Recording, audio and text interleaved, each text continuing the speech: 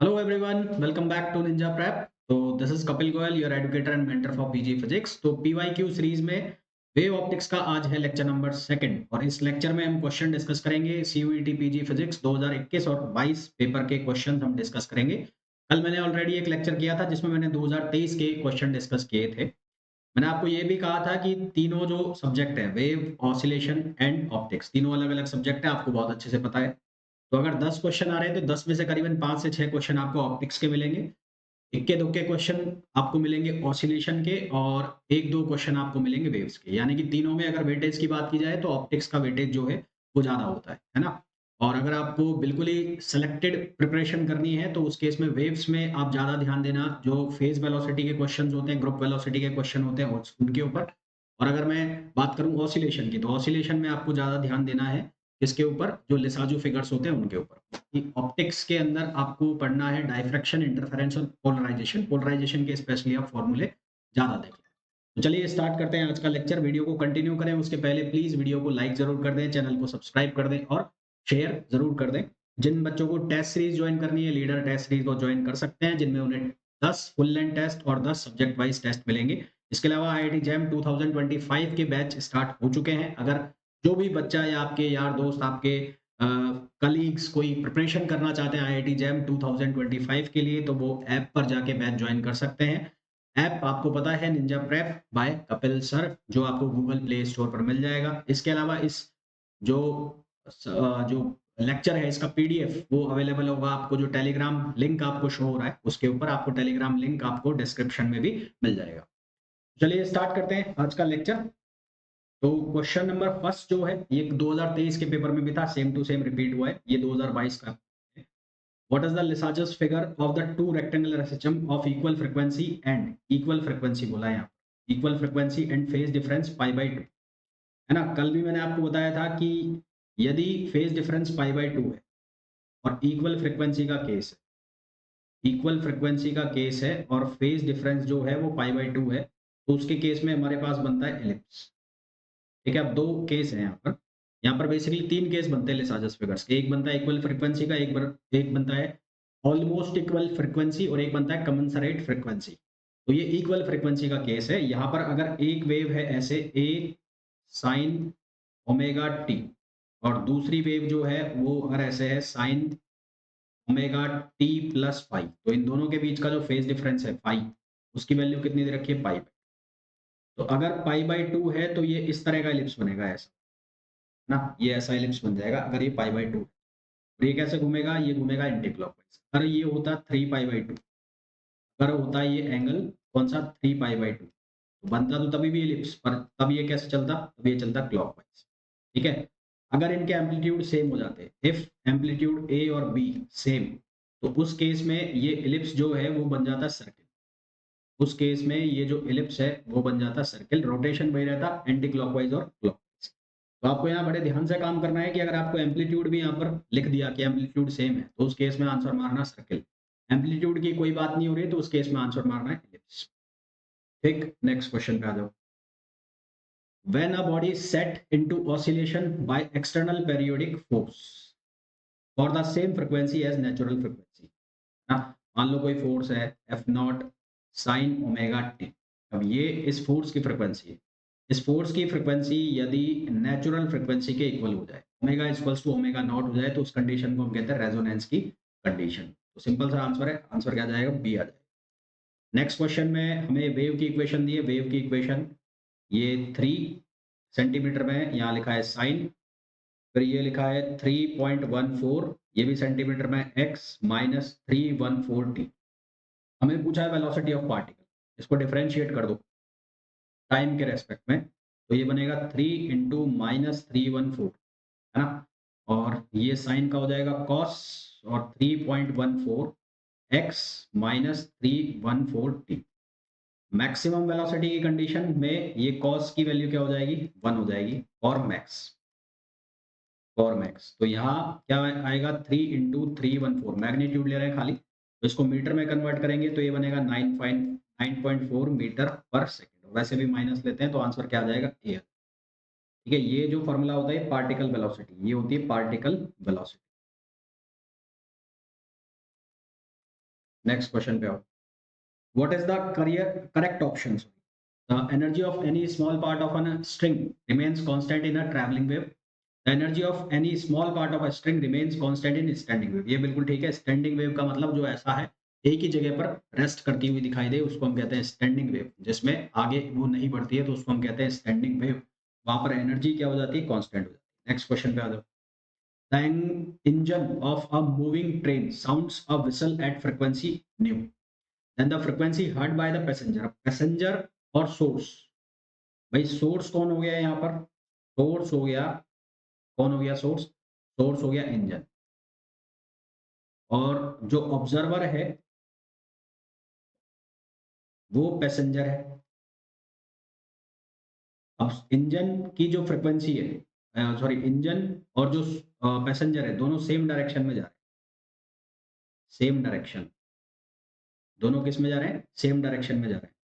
दोनों same direction में जा रहे हैं तो दोनों की जो रिलेटिव वेलोसिटी है, रिलेटिव वेलोसिटी इन दोनों की वो क्या हो गई? जीरो। रिलेटिव वेलोसिटी इन दोनों की क्या हो गई? जीरो हो गई। तो जो फ्रीक्वेंसी है उसको वही सेम सुनाई देगी क्योंकि वो सेम डायरेक्शन में जा रहा है। तो आंसर आ जाएगा हमारे पास D. Plano convex lens of radius 350 centimeter is placed on a flat plate illuminated by monochromatic light giving the sixth bright ring of diameter 0.68 centimeter. तो ये न्यूटन रिंग्स का फॉर्मूला लगेगा यहाँ पर किस कंडीशन के लिए? ब्राइट फ्रिंज के लिए। तो फॉर ब्राइट फ्रिंज या ब्राइट रिंग, तो ब्राइट रिंग का जो फॉर्मूला है वो क्या होता है? D nth equals to 2 2n plus 1, और ये होता है लैम्बडा आर अपॉन म्यू। अब यहाँ पर म्यू गिवन नहीं है तो म्यू इक्वल्स टू 1 हो जाएगा। D nth equals to 2 2n plus 1 और लैम्बडा आर। यहाँ पर डी जो है उसकी वैल्यू गिवन है कितनी है? 0.68 सेंटीमीटर। इसको मीटर में कन्वर्ट कर लेना, सॉल्व करना है आपको ही। एन की जो वैल्यू दी हुई है वो दी हुई है 6। उसके बाद लैम्बडा की वैल्यू हमें फाइंड आउट करनी है ना? हाँ। और आर की वैल्यू हमें कितनी दी हुई है? 350 सेंटीमीटर। ये वैल्यू इस फॉर्मूला में डालनी है और आंसर निकालना है। तो यहाँ से लैम्बडा का जो भी आंसर आएगा वो आप निकाल लेना ना। इसके अलावा ये किसके लिए? ब्राइट फ्रिंज के लिए। अगर ये डार्क फ्रिंज के लिए होता, डार्क फ्रिंज का फॉर्मूला भी लिख लो यहाँ। डार्क फ्रिंज का जो फॉर्मूला बनता है वो बनता है D nth equals to, ये बन जाता 4n lambda R on mu. अगर एयर है तो उस केस में म्यू हो जाती है 1। ये कौन सा सिस्टम है? ये रिफ्लेक्टेड सिस्टम के लिए। ये किस सिस्टम के लिए? रिफ्लेक्टेड। और अगर ट्रांसमिटेड सिस्टम की बात होती है तो ट्रांसमिटेड सिस्टम में ये फॉर्मूला इंटरचेंज हो जाता है। मतलब जो मैंने वहां पर डार्क का लिखा है वो ट्रांसमिटेड में हो जाता है ब्राइट का, और जो मैंने यहाँ पर ब्राइट का लिखा है वो ट्रांसमिटेड में हो जाता डार्क का। तो ये फॉर्मूला इंटरचेंज हो जाएंगे जब आप बात करोगे ट्रांसमिटेड सिस्टम की। ये किसके लिए लिखा है? ये लिखा है रिफ्लेक्टेड सिस्टम। ठीक है, नेक्स्ट क्वेश्चन पे आ जाओ। जोन प्लेट के केस में जो वेवलेंथ है और जो वेवलेंथ है और फ्रीक्वेंसी है उन दोनों के बीच में रिलेशन होता है F proportional to 1 upon lambda. अब रेड कलर की जो वेवलेंथ है वो ज्यादा होती है किससे? वॉयलेट कलर से। अब इस रिलेशन के अकॉर्डिंग जो रेड कलर की फ्रीक्वेंसी है जोन प्लेट के लिए वो कम हो जाएगी किससे? वॉयलेट कलर से। तो हमारे पास करेक्ट ऑप्शन क्या आ जाएगा? A option correct answer. Next question पे आ जाओ। A tube of sugar solution, यहाँ पर स्ट्रेंथ पूछी है सॉल्यूशन की, तो इसका फॉर्मूला होता है हमारे पास S equal to theta upon C L. C को हम कहते हैं कॉन्सेंट्रेशन। कॉन्सेंट्रेशन, इसके लिए जो यूनिट है वो ली जाती है डेसीमीटर में, है ना? तो लेंथ जो है आपको कन्वर्ट करनी पड़ेगी डेसीमीटर में। तो आपको सी की वैल्यू निकालनी है, स्ट्रेंथ का मतलब सी की वैल्यू निकालनी है। तो ये फॉर्मूला हो जाएगा थीटा अपॉन एस। थीटा की वैल्यू आपको कितनी दी हुई है? थीटा की वैल्यू है 13 डिग्री। थीटा की वैल्यू 13 डिग्री। स्पेसिफिक रोटेशन मतलब एस, स्पेसिफिक रोटेशन मतलब एस, तो उसकी वैल्यू दी है 65। अब एल की जो वैल्यू है वो सेंटीमीटर में, और यहाँ पर ये किसमें? डेसीमीटर में। तो उसको आपको किस में कन्वर्ट करना पड़ेगा? डेसीमीटर में। तो ये हो जाएगा 2, है ना? ये कितना हो जाएगा? 2 हो जाएगा। तो यहाँ से सॉल्व करोगे तो ये आएगा 0.1। 0.1 इसको परसेंटेज में कन्वर्ट करोगे तो ये हो जाएगा 10%, है ना? और कितना हो जाएगा? 10%। तो ये हमारे पास करेक्ट आंसर आ जाएगा इसका बी। नेक्स्ट क्वेश्चन पे आओ। Quartz has refractive indices, refractive index है ये इंडेक्स। तो इसके रिफ्रैक्टिव इंडेक्स दे रखे हैं यहाँ पर। एक दे रखा है म्यू नॉट की जो वैल्यू है वो है 1.553 और म्यू ई ओ का मतलब है ऑर्डिनरी रे और ई का मतलब है एक्स्ट्रा ऑर्डिनरी रे। तो 1.544 है ना, 544, ठीक है। क्वार्टर प्लेट है, क्वार्टर प्लेट, तो उसकी थिकनेस निकालनी है। तो थिकनेस का फॉर्मूला होता है इसका लैम्बडा ओवर क्वार्टर प्लेट है तो 4, ये हो जाएगा mu O minus mu E. तो लैम्बडा की वैल्यू कितनी है 589 एनएम में, एनएम मतलब 10 पावर माइनस 9, और ये 4, और म्यू नॉट की जो वैल्यू है वो कितनी लोगे आप 1.553 में से माइनस कर दोगे 1.544। इसको जब आप सॉल्व करोगे तो आपके पास आंसर आएगा 0.163 म्यू एम। ये क्वार्टर प्लेट का फॉर्मूला है। ये किसका है, क्वार्टर प्लेट का, क्वार्टर प्लेट। अगर यहाँ पर होती हाफ प्लेट, कौन सी प्लेट होती, हाफ प्लेट, तो उस केस में फॉर्मूला होता चेंज और ये बनता 2 mu naught minus mu E. अगर क्या होती, हाफ प्लेट होती। यहाँ पर मेंशन है क्वार्टर प्लेट। नेक्स्ट क्वेश्चन पे आ जाओ। A ray of light is incident on a glass plate of refractive index, ये है polarizing angle, the angle of refraction, refraction angle पूछा है।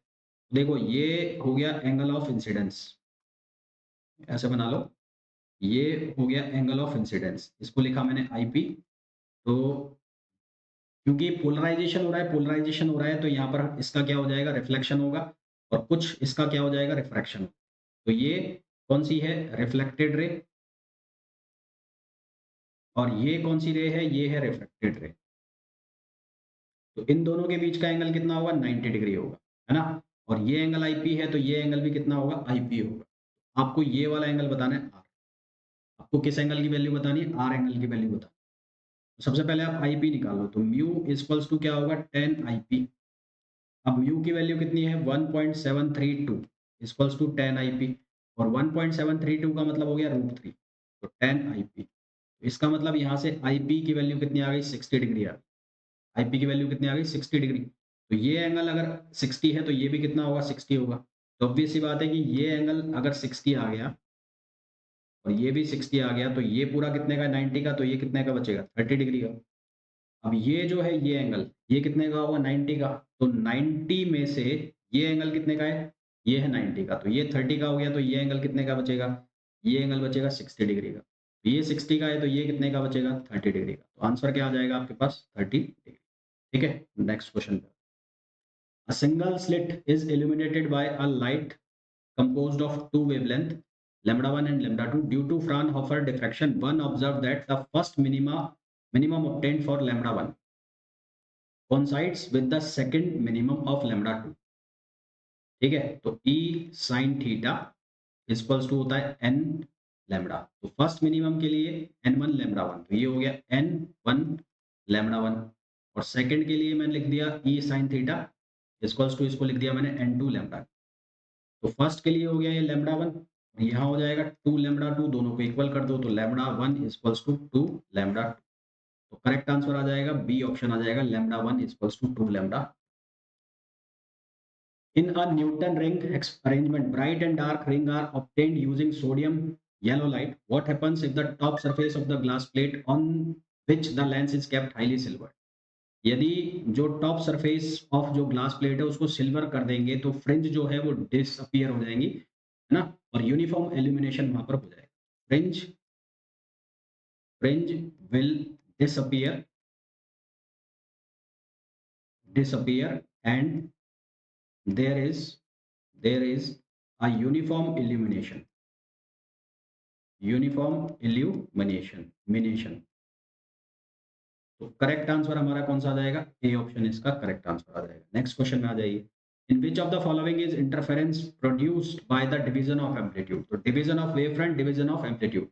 डिवीजन ऑफ वेव फ्रंट किस किस में होता है, फ्रेनेल बाइप्रिज्म में, यंग डबल स्लिट में, और लॉयड्स मिरर में, एल लॉयड में।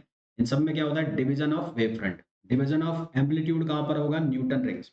न्यूटन रिंग्स में क्या होगा, डिवीजन ऑफ एम्पलीट्यूड। तो इसका करेक्ट आंसर आ जाएगा बी।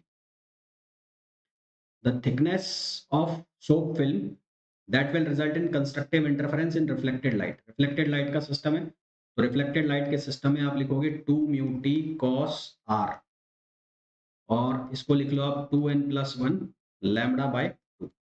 अब यहाँ पर बोला है नॉर्मली, नॉर्मली का मतलब आर की वैल्यू हो गई 0, है ना। तो गिवन है आर की वैल्यू 0, तो ये हो गया 2 म्यू टी, कॉस आर हो जाएगा 1, तो ये हो जाएगा n।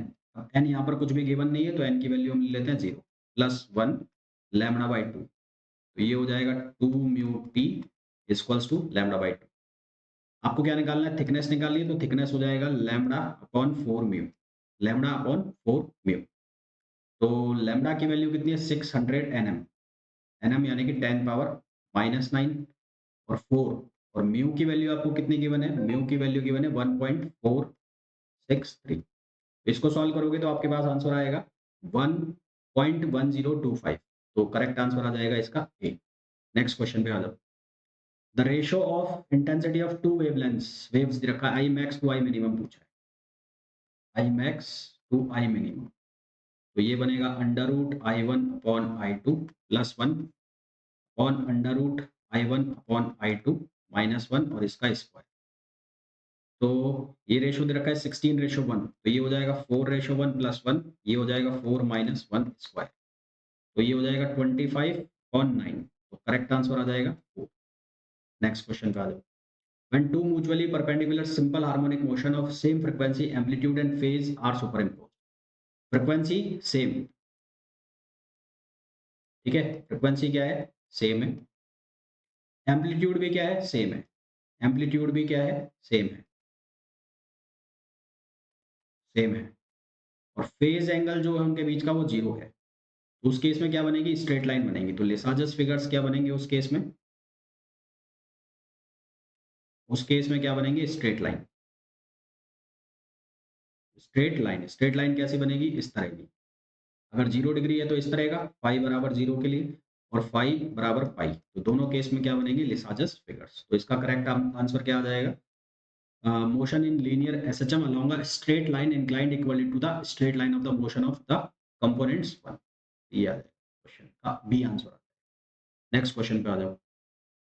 The relaxation time of a damped oscillator. देखो ई की जो वैल्यू होती है वो होती है E not power minus T upon tau. Tau का मतलब होता है रिलैक्सेशन टाइम। अब कब बोला है आपको ई की वैल्यू कितनी हो जाए? ई नॉट अपॉन ई हो जाए, तो E not minus T upon tau.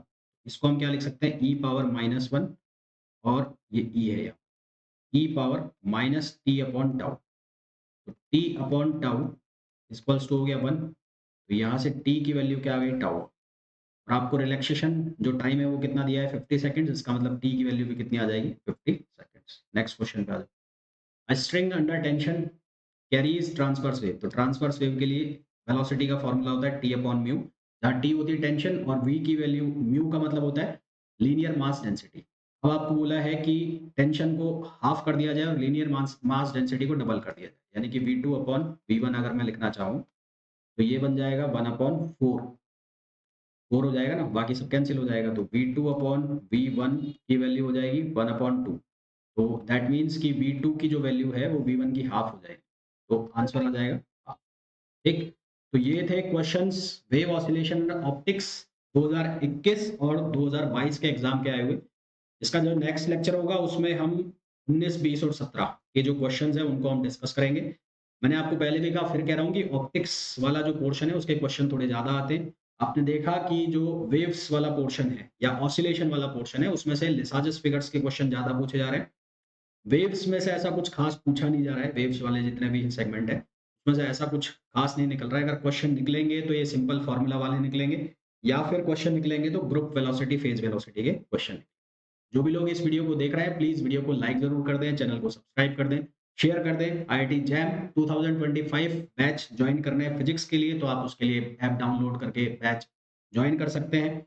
और उसके अलावा अगर आपको टेस्ट सीरीज ज्वाइन करनी है सीयूईटी पीजी 2024 के लिए तो वो टेस्ट सीरीज भी आप ज्वाइन कर सकते हैं। बाकी इस टेलीग्राम ग्रुप के ऊपर आपको जो इस लेक्चर की पीडीएफ है वो अवेलेबल। मिलते हैं नेक्स्ट लेक्चर में। Till then thank you.